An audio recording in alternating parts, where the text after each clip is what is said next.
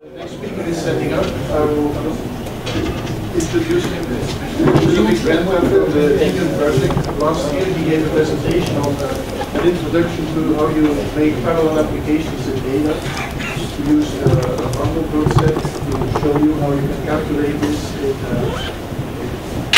either sequentially or with multiple tasks running in parallel.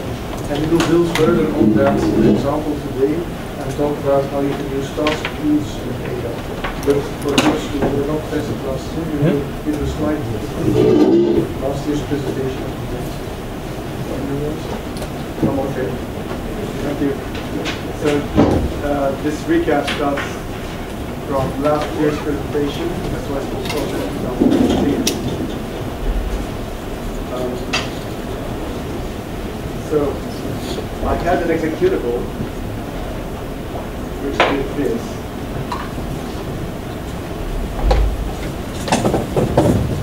It's a very classical Mandelbrot set, and computation of this Mandelbrot set is intentionally slow on this machine.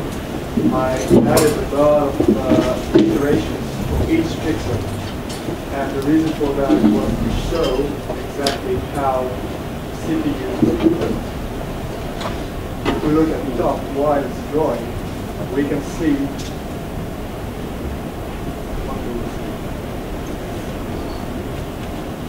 we can see that FOSDEM 2013 program here uses 99% of one CPU. And this machine has 8 hardware threads and only one is being used.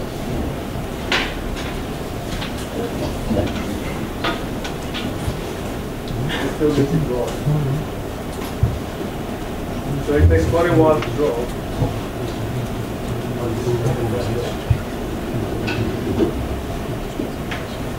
And then I showed last year how to transform this program. First, let's tour a little bit this single-threaded program and see how it was made. So this program has a procedure draw here, which changes the color. This one changes the color of the graphics context, then draws a single point, and then flashes the request at the end. That's fairly basic. This is the basic building block of how to draw a single point. In the beginning of the program, I will create this graphics context, create a window, map the window to make it visible on the screen, and then start the loop, processing the events of the excerpt. The main event that we're interested in is the expose event here, which calls the procedure draw for the entire Mandelbrot set. So that was basically the structure of this program. And inside the Mandelbrot set, it was defined here. The Mandelbrot set is created when we create the window initially. And the computation for each pixel is programmed in another file, Mandelbrot.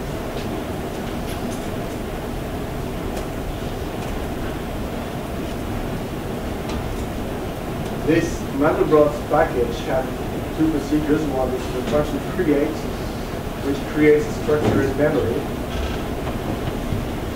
This structure describes the complex plane in mathematical terms, so I will not go into a lot of details about this. It basically returns a data structure that will represent what it is that we want to compute. And then there's another procedure which will do this iteration that I was talking about. The number of iterations here is intentionally high, I think it was 10,000, to make the drawing slow.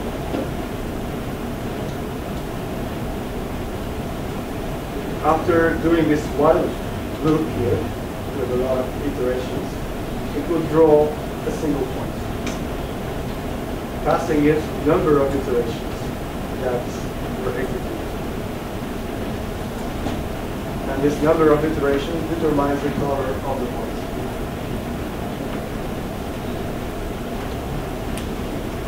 this loop is the inner loop which is executed for each and every point on the image.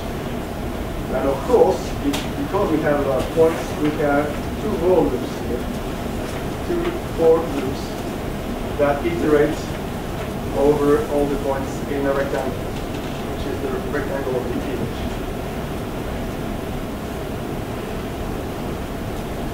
Keeping this basic structure, last year I transformed this program to a multitasking program. I'm not going to edit the sources right in front of you this year because I'm going to move on afterwards. So I'll just direct you to the second step. In the second step, I still have the same FOSDEM main program here, and this manual box, which was essentially the same as before. So the create is unchanged, and the compute is also unchanged, except that now this procedure process that does the inner loop for each and every point, well, this is unchanged, and the two outer loops are in a separate procedure. That's basically the only change. And now, here is the new thing. I introduced the task type. This task type, which is called rectangle worker, has an entry called set rectangle. And it has a body. This is the body. So what the entry here is implemented as an accept statement. I will explain shortly what this is about. Essentially, this is like a procedure. When someone calls this procedure, the task executes this and stores the rectangle in a local variable, a variable which is local to the task. So each task can now process this one rectangle. And so the idea was to split the big window into multiple small rectangles, which I call here sub-rectangles. And then create one task for each sub-rectangle. Each task will process the pixels in each sub-rectangle in parallel with the other tasks.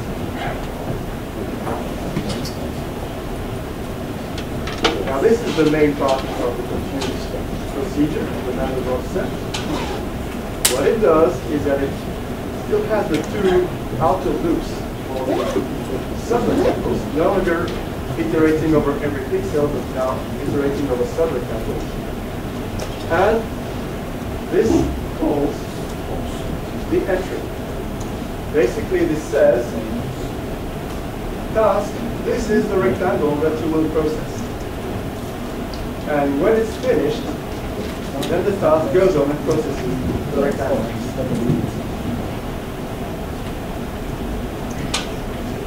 That's what this task body says. It says, essentially, the task starts, it waits for someone to call the entry set rectangle.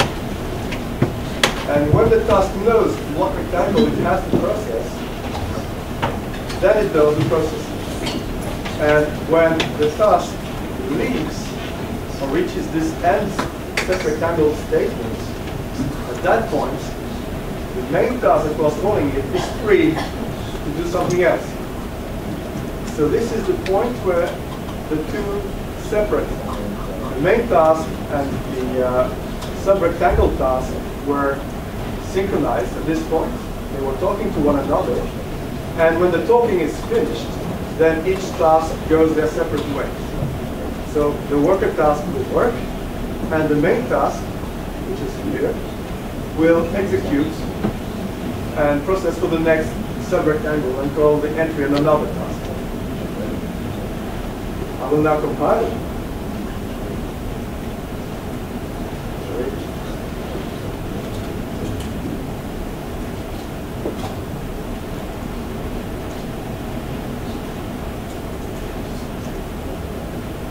And execute this program.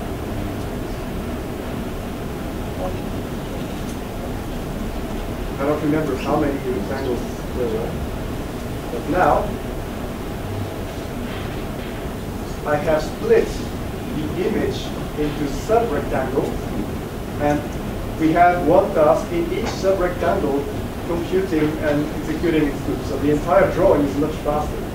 But you probably noticed that the image is not perfect. Why was that? It's called the race condition. If you are new to programming and multitasking, you will very soon learn what a race condition is. What happens is we have multiple tasks trying to draw on the same window, but they don't interfere with one another because each of them draws on different pixels. So that's not the problem. The problem is not that one task is drawing a pixel in the wrong place.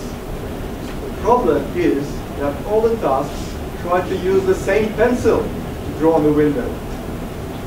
And there's only one pencil shared by all the tasks. This pencil is called the graphics context in technical words. It is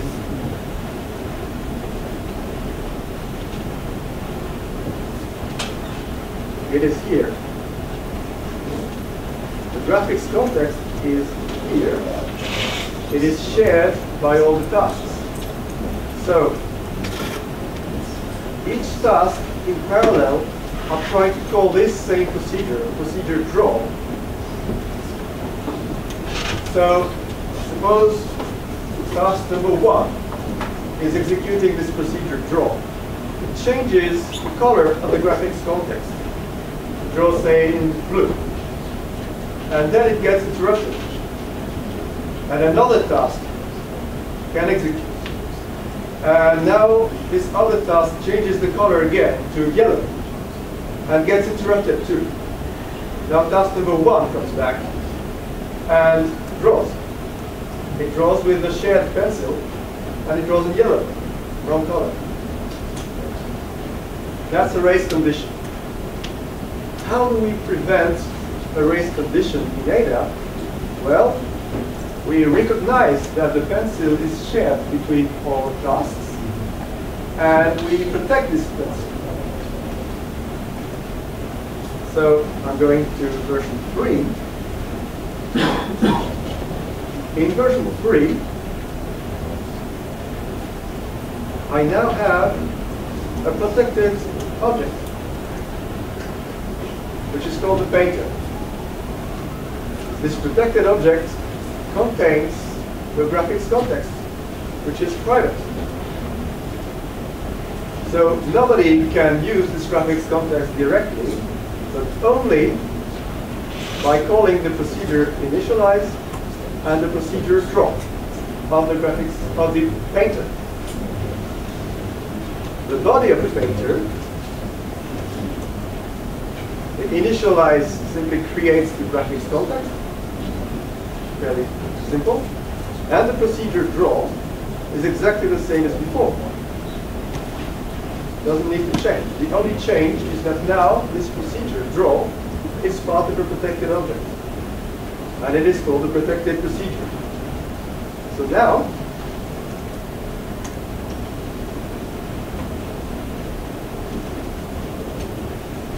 the new way it works is the program first creates the graphics context by initializing the painter. Then it creates the window. Then it maps the window to make it visible. And then it creates a Mandelbrot set when it knows the size of the window. And when time comes to draw the window, it's still called draw. And here we have 6 sub-rectangles horizontally and 4 vertically. So let me compile this. And execute.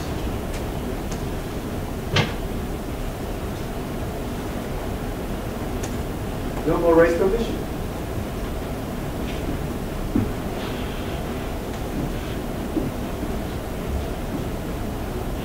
So that was a quick recap of what I did last year. the presentation of last year explained, first of all, how you create a task type, how you create as many tasks as you want, how you detect and diagnose a race condition, and how you fix the race condition by introducing a protected object. And the end of the presentation was, how many tasks can we have? Well, the answer is as many as the Linux kernel will allow, and as many as your memory will allow. And that's what we ended up with.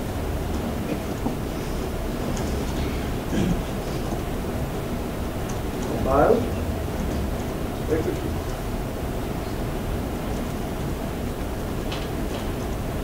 $10,000 tasks. And you can see here on the top right that all 8 CPUs are quite busy.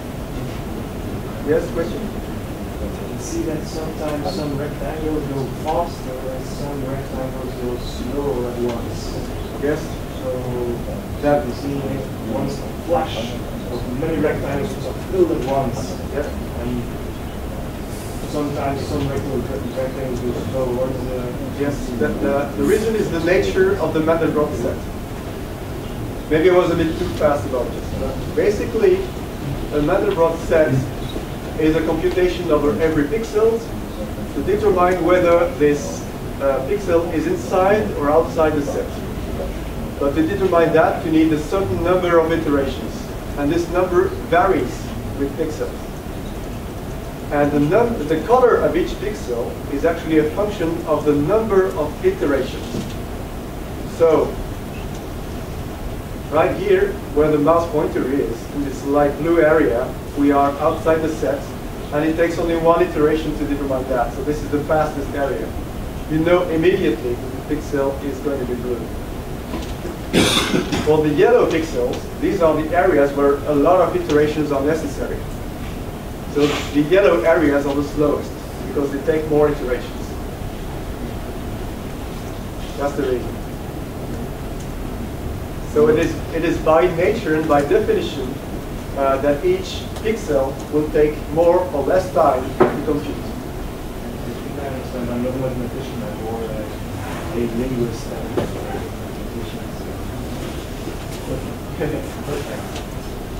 So for the yellow pixels, the computation is more complicated. Let's make it that way. Yes? Have you looked at this performance difference between using protected methods and not to see what effect it has on the synchronous? The performance impact of the protected object in this case is negligible. Okay. Because what it protects is the changing of the color of the graphics context and then drawing. But I thought that you had threads essentially waiting. I'm sorry? I thought you had threads essentially waiting on each other to finish using graphics context. Yes, but the time it takes to draw one pixel inside a protected object is very small compared to the time it takes to do all the iterations necessary to determine the color of that pixel. Okay. So the threads are indeed quite busy. If you want to know, if you want to see again, you can see that all 8 CPUs are quite busy. They're not waiting for each other. They are waiting, they are busy doing computations. They're not busy drawing pixels. And secondly, there is only one pencil to draw with. There's also one screen to draw on. And there's also one X server to draw with. So in the end, the drawing is always going to be single-threaded because there's only one X server doing the drawing. Oh yeah, you key collections do you not key collections to draw instead? There's one connection to the X server. No, so you have each task requesting pushing one pixel. Yes. Did you not synchronize those collections and then push them through? I'm sorry, I don't hear. Through into a separate array that was multi-threaded, and they can push into the array if they want, and then after you draw. Now what this does is maybe you should go back to this protected It's object. not going to be, I just wondering if I can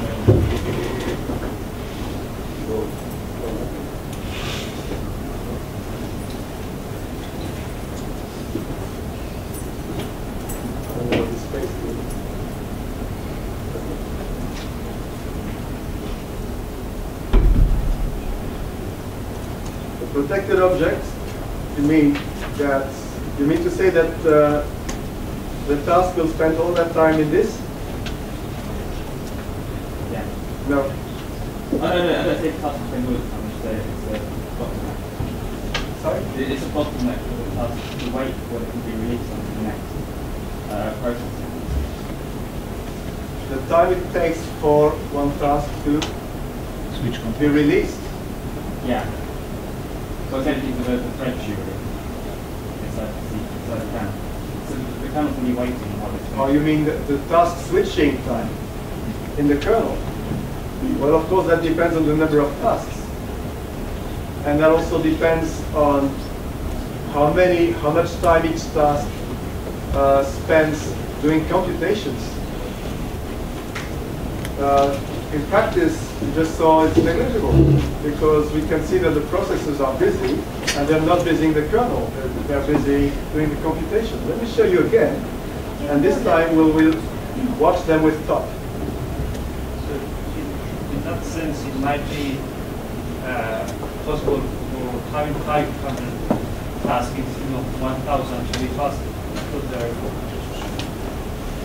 less switching activity.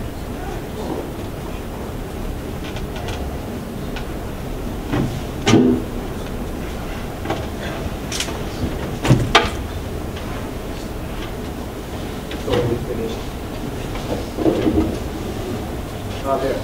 Now we can see all the workers.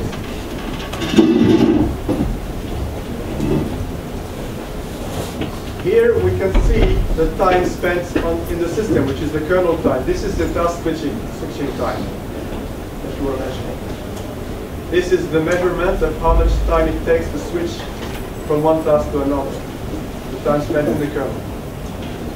Okay? So it's very small compared to the time doing the actual computation. But here's something more interesting.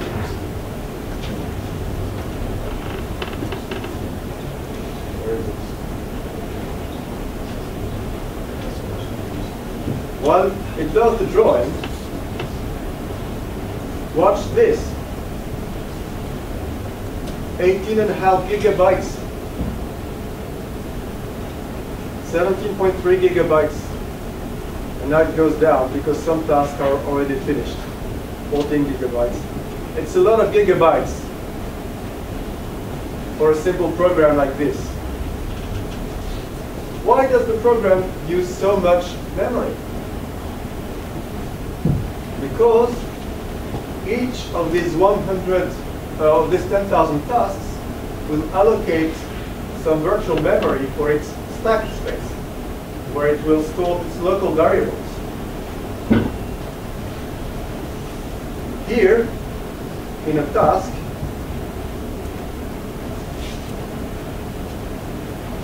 we have only one local variable.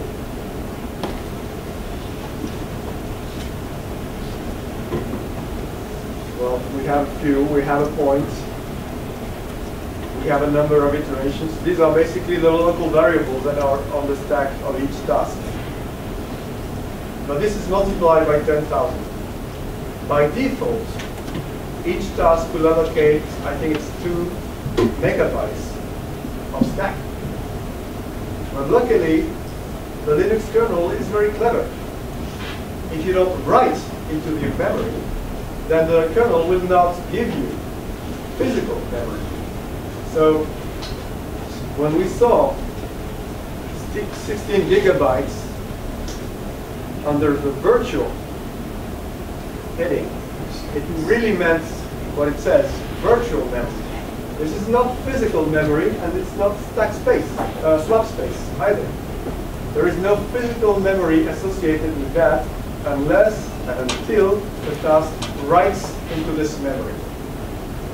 So we are quite lucky in this case because we don't use a lot of stack physically. We use only a few variables. So each task will use maybe 1 page of memory, which is 4 kilobytes, and that's it. It doesn't need anything else. So what we actually use is not 2 megabytes per task, but only 4 kilobytes per task. But still, in a more general case of a more complicated processing with more variables, it is quite easy, if you have too many tasks, to use too much memory. And secondly, we only have 8 processors anyway. So why use 10,000 tasks if most of the tasks are going to wait for a CPU? And this is the next part. This is the purpose of this year's presentation, task pools. The task pools are a way to address these two problems. Using too much memory and having tasks waiting for CPU. In this situation, a task pool is the answer.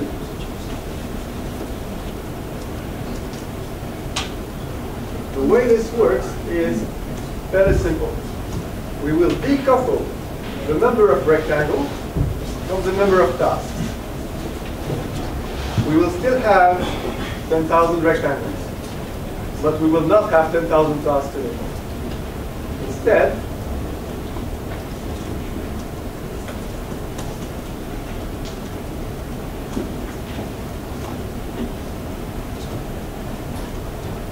as you can see, the painter is unchanged. It's exactly the same as before. So there's no change necessary here.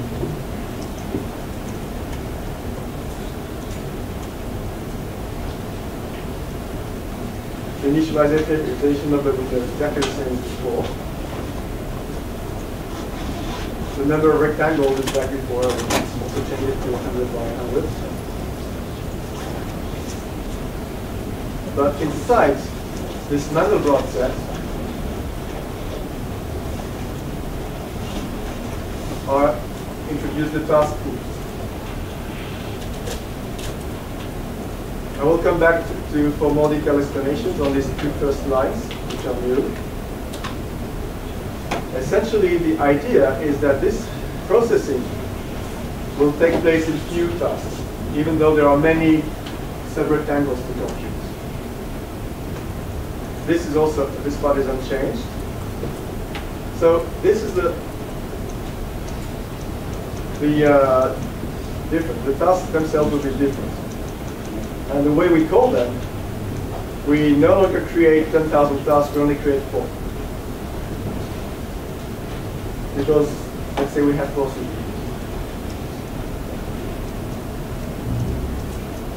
And now the main task, instead of saying for each task, this is the rectangle that you're going to compute, what it will do is n cube will create a queue of rectangles to be processed.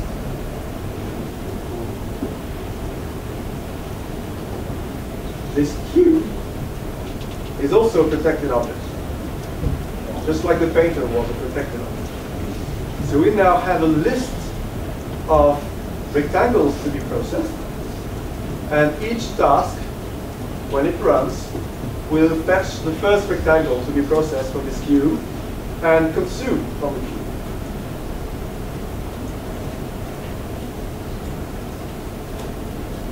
This is how it's done. So the main task with enqueue and the processing tasks in the background will dequeue a rectangle and process the rectangle, which will do the drawing. Like I said, the queue is a protected object. So when the main task writes into the queue of rectangles, all the other tasks have to wait. And similarly, when one task tries to dequeue, all the other tasks that also want to dequeue have to wait. So only one task at a time can read or write into this protected object, just like on the paper. But these operations are very short. The long operations are here in the process. This is what takes time. Now, these queues are part of the ADA 2012 language. So I didn't have to actually write this protected object myself. It exists in the language. To create this protected object, I simply have to do with ADA containers synchronized queue interfaces and another package, ADA containers unbounded synchronized queues. These two packages are standard. And you have to instantiate both. So how this works is you create a new synchronized queue interface package,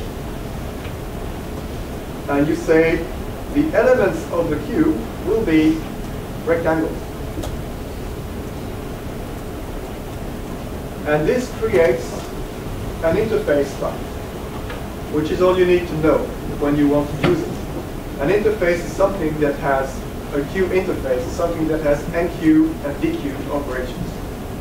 And it's protected. That's all you need to know. But now, there are several possible implementations of this interface. Some are bounded in size, so they have a maximum size that you cannot exceed. And some are unbounded. Here I chose the unbounded synchronized queues, which means that you can add new rectangles infinitely until you exhaust memory. And maybe next year I will continue with the bounded queue because it makes it a bit more complicated. So for now, a simple solution to our problem is an unbounded queue. So we will enqueue our 10,000 rectangles, and then our processing tasks will dequeue the rectangles one at a time, process these rectangles 4 at a time because there are 4 tasks, and draw our crystals. So let's compile. And now it's project 2015. And run.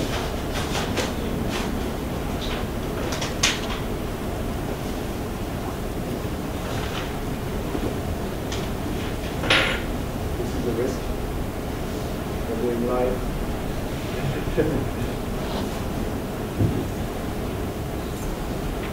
Because of this delay statement, I intentionally added to show, because there's a problem with this.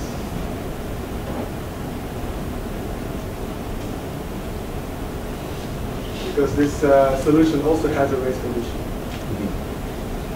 which I wanted to show. Yeah.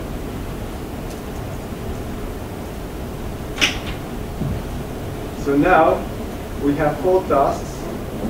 1, 2, 3, 4. It's not very visible that there are 4 because I've divided in 10,000 rectangles. So to make these 4 tasks more visible, I will change the number of rectangles, or the number of tasks, whatever.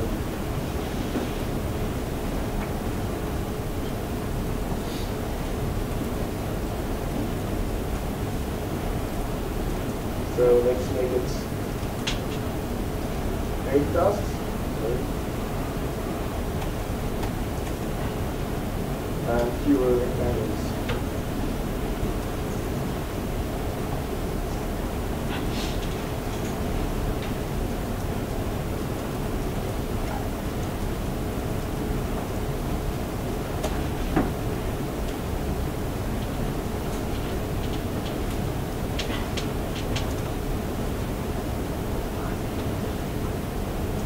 Now we can clearly see the 8 tasks using all 8 CPUs.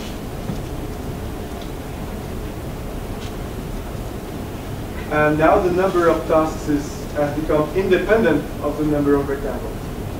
That's the essence of a task pool.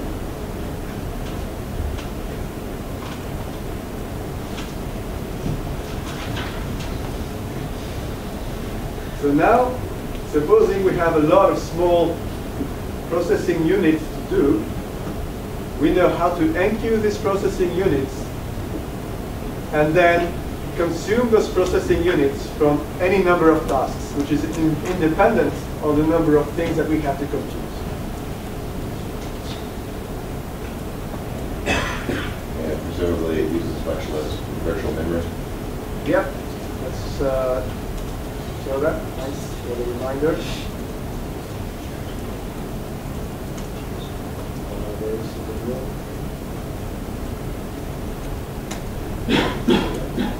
is it? Oh, there it is. only uses 559 megabytes of virtual memory. And we clearly see the 8 worker tasks. Now there are only 7 because one is already finished.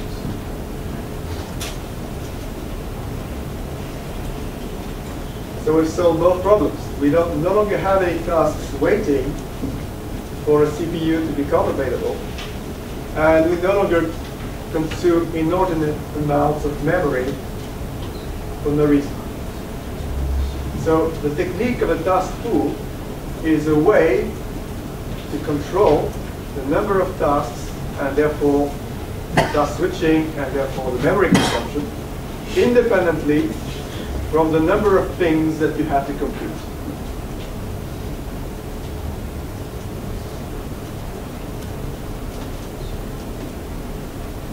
And I'm waiting. Yes. Here I can now demonstrate the problem. Oh, it's redrawing.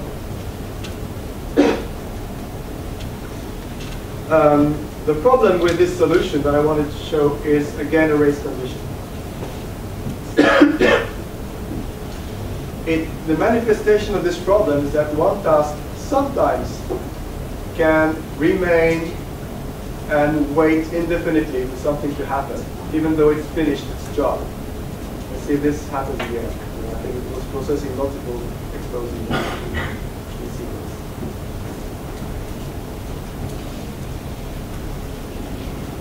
This problem is here. I'll just stop it. It's where I remove the delay statement.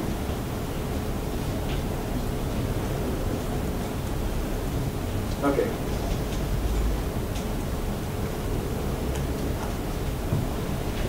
Now let's look a little bit in detail at what each task does.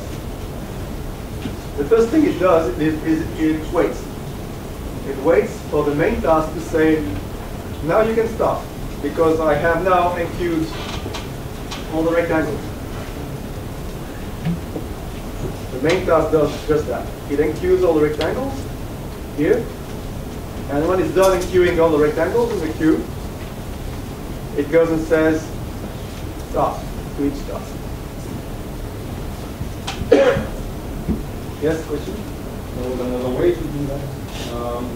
You can put a declare statement just after the main task loop, put the workers in the declare part, begin with start to extend the task. Like that? Yeah. Declare workers inside this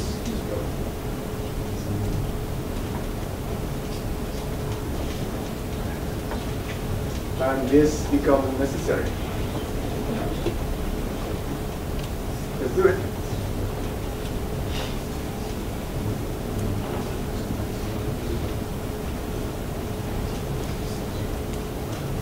Indeed, it's even simpler. And then you have to remove the access start statement. Yep, and the entry.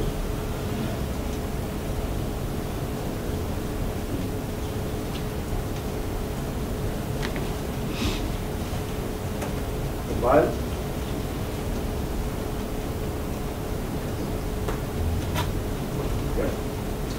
The warning is perfectly correct and accurate.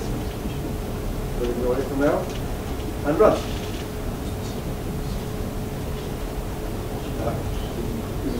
Yeah, it's still processing the previous exposure.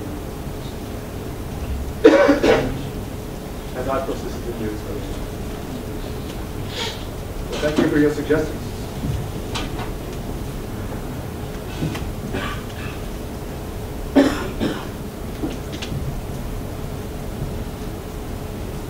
We can see that the tasks are not using the CPU to their full potential. So there's still some room for improvement. Maybe we could increase the number of tasks a little bit.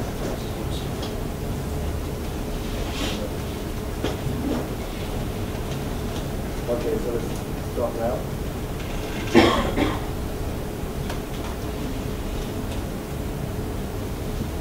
So yeah, but the problem I was mentioning still remains. The problem is here. While each task does its computation, it actually does 2 operations on the queue. The first one is says it calls a function, protected function, Q q.currentUse, which returns the number of rectangles that remain to be processed in the queue. What this says is, if there are more rectangles to process, let's grab one here, dequeue one rectangle, and then process it. Who sees the problem? Does anyone here see the problem? Check the number of rectangles. If you take the rectangle, that will be another task coming.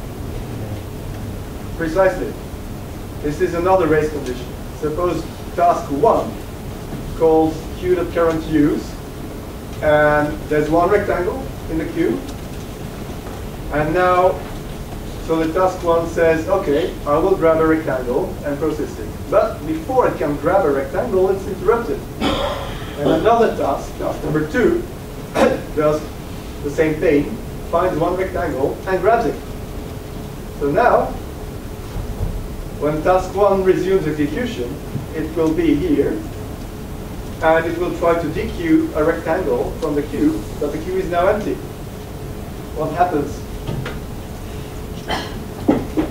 Does anyone know what happens when the queue becomes empty and you try to dequeue from it? Increases one value. It's blocked. It's blocked. It just waits indefinitely until some new rectangle arrives in the queue. And so this race condition results in a deadlock, because one of the worker tasks waits indefinitely for a new rectangle to become available, and the main task here, this is something that I mentioned last year, but I will repeat now. After it processes this null statement and reaches the end, the main task will wait for all of the worker tasks to complete, because these worker tasks are declared here locally. They no longer exist here, and they no longer run here. So the Ada language says that the main task will wait until all the worker tasks are complete, but one of the worker tasks will never complete. So therefore, the main task will also never complete. It's a deadlock. So I will jump straight to version 5. And in version 5, the solution to this deadlock is to say that the processing in one task here is done in a single select statement. This is another feature of the Ada language. The select, as you can see from the syntax highlighting, select is a keyword of the Ada language. The thing which is between select and else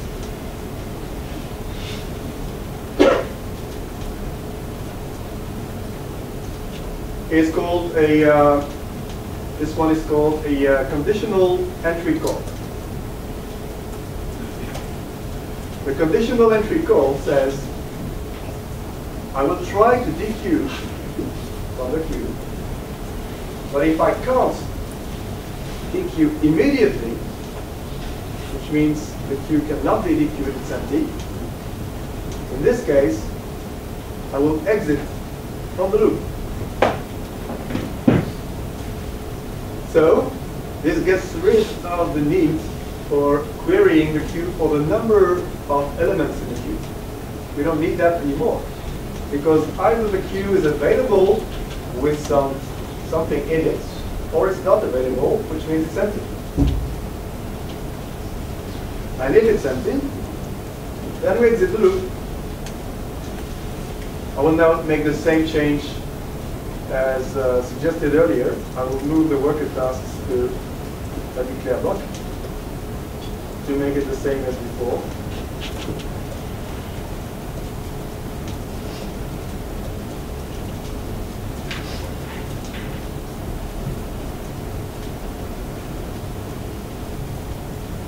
Oh, and by the way,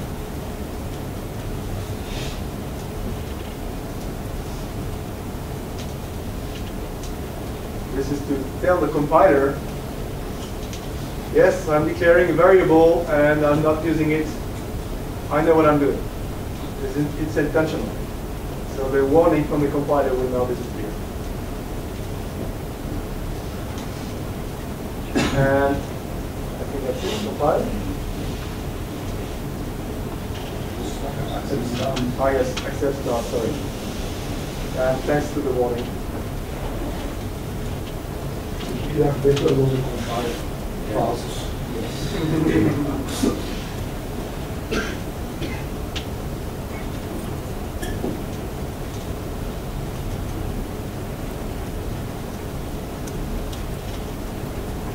And run.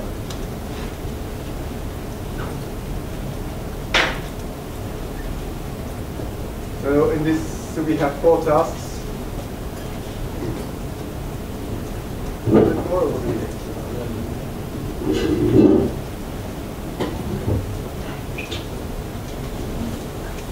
I think we have 4 tasks.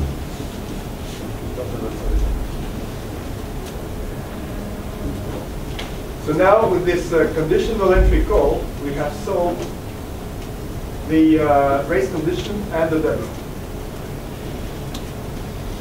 And for this we use only the keywords of the ASA language. No library necessary for tasks.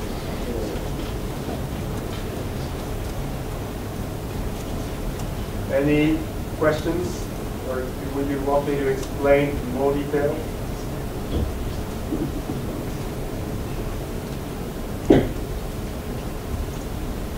Imagine you would like to do the same using the threads library, which is used typically with C.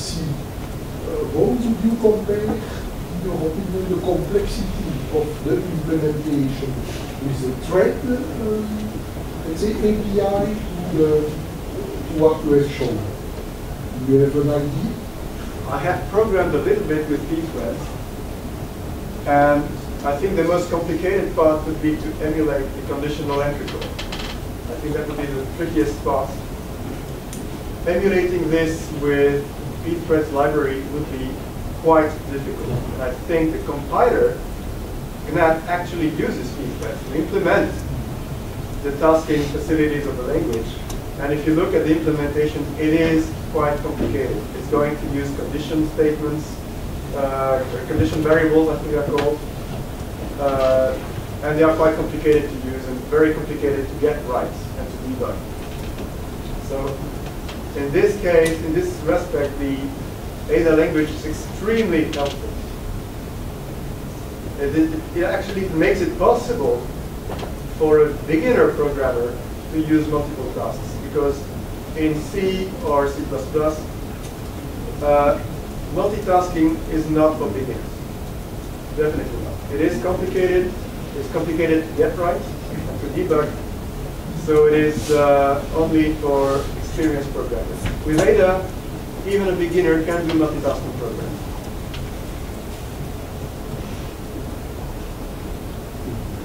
Other questions?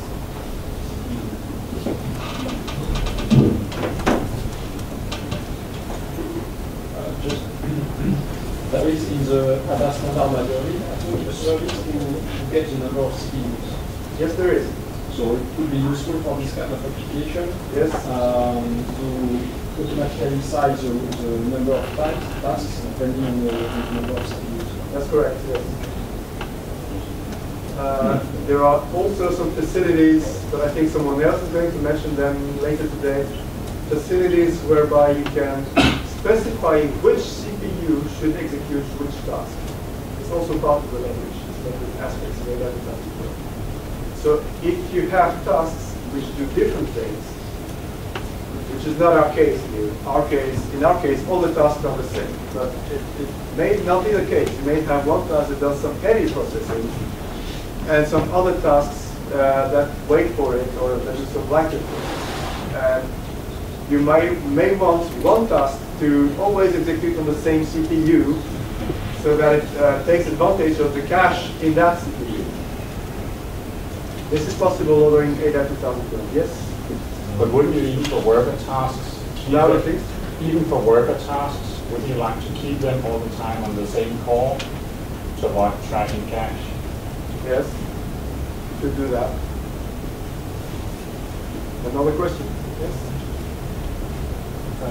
I'm now creating a program that actually accepts messages, events from another source. So, it's actually a scripting language that handles exception from the ERP system. So, when a printer crashes, some warning needs to be mailed. So, what I actually need is some kind of daemon who actually runs I need to actually create some kind of interpreter which is actually a language that can do multi-threading. So it is good that in the interpreter actually some kind of daemon is created which actually handles events. Or how does I do that? Well, that would be the queue. You would have one task reading the events from the ERP system and enqueuing them. And then you could have as many tasks as you like, dequeuing and processing each of these exceptions.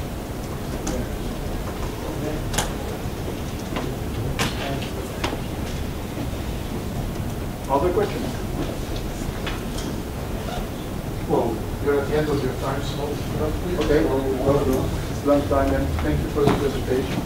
We have a break of 1 hour now, in which we encourage everyone who is interested to ask questions.